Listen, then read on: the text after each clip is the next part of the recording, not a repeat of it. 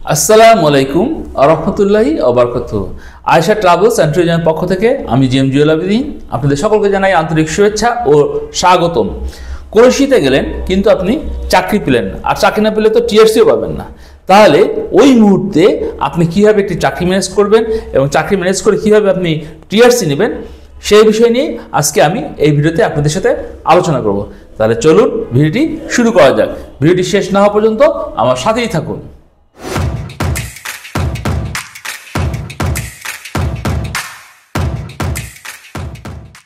বাংলাদেশ থেকে আপনি যখন ক্রোয়েশিয়ায় গেলেন তখন আপনি যাওয়ার পর দেখলেন যে আপনার চাকরি নেই, কিন্তু আপনি কিন্তু চাকরিটা নিয়েই গেছেন।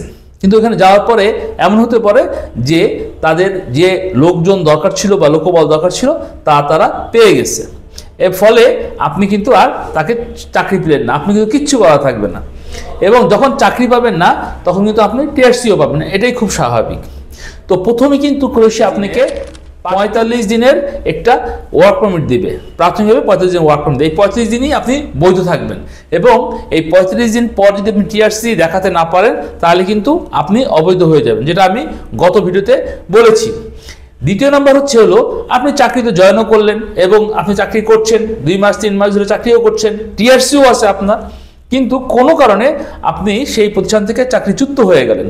তাহলে সেক্ষেত্রেও কিন্তু তারা যেটা করবে আপনার টিআরসিটা রেখে দিবে এবং আপনি অবৈধ হয়ে যাবেন। তাহলে সেক্ষেত্রে কিন্তু আপনাকে একটা চাকরি ম্যানেজ করা, টিআরসি ম্যানেজ করা একেবারে ফরজ হয়ে যাবে। কিন্তু ওই ক্ষেত্রে আপনি কিভাবে একটি চাকরি ম্যানেজ করবেন সেই বিষয়টি আমাদের জানা দরকার। তো আমি আপনাদেরকে 5টি উপায় বলবো কিভাবে আপনি ক্রোয়েশিয়াতে চাকরি না থাকলে বা টিআরসি না থাকলে তা ম্যানেজ করবেন। 1 নম্বর হলো যে প্রথমে আপনাকে যা করতে হবে যে ওখানে স্থানীয় দেখবেন অনেক বাংলাদেশি আছে, সেই বাংলাদেশিদের সহায়তা নিতে হবে এবং আশা করি ইনশাল্লাহ বাংলাদেশিদের কাছে গেলে এবং তাদেরকে বললে আপনি একটি চাকরি পেয়ে যাবেন এবং তার মাধ্যমে টিআরসি পেয়ে যাবেন। 2 নম্বর হলো যে ক্রোয়েশিয়াতে কিন্তু দেখেন অনেক রিক্রুটিং এজেন্সি পাবেন, মানে যারা ওইখানে জব দেয় এবং সেই সমস্ত রিক্রুটিং এজেন্সির সাথে কিন্তু যোগাযোগ করেই বাংলাদেশের এজেন্সিগুলো কিন্তু লোক নিয়োগ দিচ্ছে ওইখানে। তো সেই সমস্ত রিক্রুটিং এজেন্সিগুলো আপনাকে যেতে হবে, তাদেরকে সিভি দিতে হবে, তাদের সাথে কথা বলতে হবে, তারা হয়তো আপনার কাছে ফি রাখবে এবং এইভাবেও কিন্তু আপনি ওখানে চাকরি পেয়ে যেতে পারেন। এটা ছিল 2 নম্বর। 3 নম্বর হলো যে এজেন্সির মাধ্যমে মূলত বাংলাদেশ থেকে আপনি ওখানে গেছেন সে তো অবশ্যই আপনাকে একটি চাকরির ব্যবস্থা করেই পাঠিয়েছে।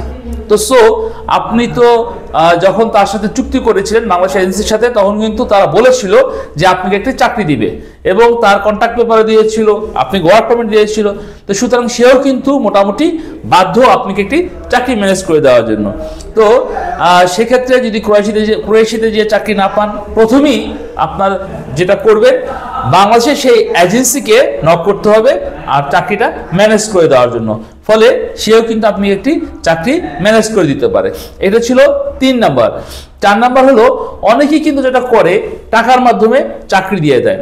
তো ক্রোয়েশিয়াতে দেখবেন এরকম অসংখ্য এজেন্সি পাবেন, অসংখ্য আমরা যেটাকে খাঁটি বাংলায় বলি দালাল, এরকম অনেক দালাল পাবেন যারা আপনাকে টাকার মাধ্যমে চাকরি দিয়ে দিবে। তো এটা ছিল 4 নম্বর। 5 নম্বর হলো বিভিন্ন কনস্ট্রাকশন প্রতিষ্ঠান আছে যেখানে আসলে প্রচুর লোক দরকার, কারণ স্থানীয় লোকরা কনস্ট্রাকশন কাজ করতে চায় না। তো ফলে এই সমস্ত কনস্ট্রাকশন ফার্মে যদি আপনি যান তাহলে আপনি খুব সহজেই একটি চাকরি ম্যানেজ করতে পারবেন। তো এই 5টি উপায় যদি আপনার জানা থাকে আশা করি ইনশাল্লাহ আপনি চাকরি পাবেন।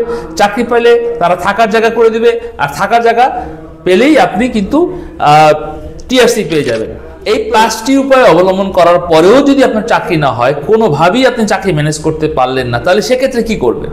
সেক্ষেত্রে আপনাকে যেটা করতে হবে আপনাকে ডাঙ্কি মারতে হবে। আসলে এই ডাঙ্কি মারাটা বলতে আমি যা বোঝাতে চাচ্ছি সেটা হলো ক্রোয়েশিয়াতে একটি সেনজেন কান্ট্রি, এটা আপনারা সবাই জানেন। আর ক্রোয়েশিয়াতে গেলে আপনি 29টা দেশে খুব সহজেই যেতে পারবেন। সুতরাং আপনি যখন চাকরি পেলেন না তখন ক্রোয়েশিয়া থেকে আপনাকে ইতালি, ফ্রান্স, হ্যাঁ, তারপরে স্পেন, এই সমস্ত দেশে চলে যেতে হবে। তবে আগে থেকেই যদি সেই সমস্ত দেশে আপনার লোক থাকে, পরিচিত লোক থাকে, তাহলে আপনার জন্য ওই সমস্ত দেশে যাওয়াটা খুবই সহজ হয়ে যাবে। কিন্তু ওই সমস্ত দেশে যে যাবেন, কিভাবে যাবেন, প্রথমে যে কি করবেন, এই বিষয়ে আপনি ইউটিউবে দেখবেন প্রচুর ভিডিও দেওয়া আছে। তো এই ভিডিওগুলো দেখে আপনি কিন্তু ক্রোয়েশিয়া থেকে অন্য দেশে সহজেই চলে যেতে পারবেন। এইভাবে কিন্তু মূলত আপনি আপনার এই চাকরি বিষয়ক, টিআরসি বিষয়ক, হ্যাঁ, সমস্ত সমস্যার সমাধান খুঁজে পাবেন। নেক্সট ভিডিওতে আমি আপনাদেরকে জানাবো যে কিভাবে আপনি ক্রোয়েশিয়ার ইমিগ্রেশন পাস করবেন। সুতরাং যারা ক্রোয়েশিয়া যাবেন বলে চিন্তা করেছেন, তাদেরকে আমি অনুরোধ করব, আপনারা চাইলে আয়েশা ট্রাভেলস অ্যান্ড ট্যুরিজমের হাত ধরে ক্রোয়েশিয়া যেতে পারেন। অর্থাৎ ক্রোয়েশিয়া যাওয়ার বিষয়টি আপনি আয়েশা ট্রাভেলস অ্যান্ড ট্যুরিজমের মাধ্যমে প্রসেসিং করতে পারেন। আয়েশা ট্রাভেলস অ্যান্ড ট্যুরিজম দীর্ঘ 23 বছর ধরে ওভারসিজ ব্যবসার সাথে জড়িত, এবং তারা বিশ্বের বিভিন্ন দেশে, বিশেষ করে ইউরোপের বিভিন্ন দেশে তারা কর্মী প্রেরণ করে আসছে। তাহলে আপনার ক্রোয়েশিয়া যাওয়ার বিষয়টিও কিন্তু আয়েশা ট্রাভেলস অ্যান্ড ট্যুরিজম তার বিগত দিনের অভিজ্ঞতার আলোকে খুব ভালোভাবে এবং সফলতার সহিত সে প্রসেসিং করতে পারবে বলে আমার বিশ্বাস। যারা এতক্ষণ আমার এই ভিডিওটি দেখেছেন, তাদেরকে বলবো ভিডিওতে একটি লাইক দেওয়ার জন্য এবং এই ভিডিওর বার্তা সবার মাঝে ছড়িয়ে দিবেন। যারা আমাদের চ্যানেলটিকে সাবস্ক্রাইব করেছেন, তাদেরকে অসংখ্য ধন্যবাদ। আর যারা এখনও আমাদের চ্যানেলটিকে সাবস্ক্রাইব করেনি, তাদেরকে অনুরোধ করব আমাদের চ্যানেলটিকে সাবস্ক্রাইব করে আমাদের পাশে থাকার জন্য। সকলেই ভালো থাকবেন, সুস্থ থাকবেন, নিরাপদে থাকবেন। আল্লাহ হাফেজ।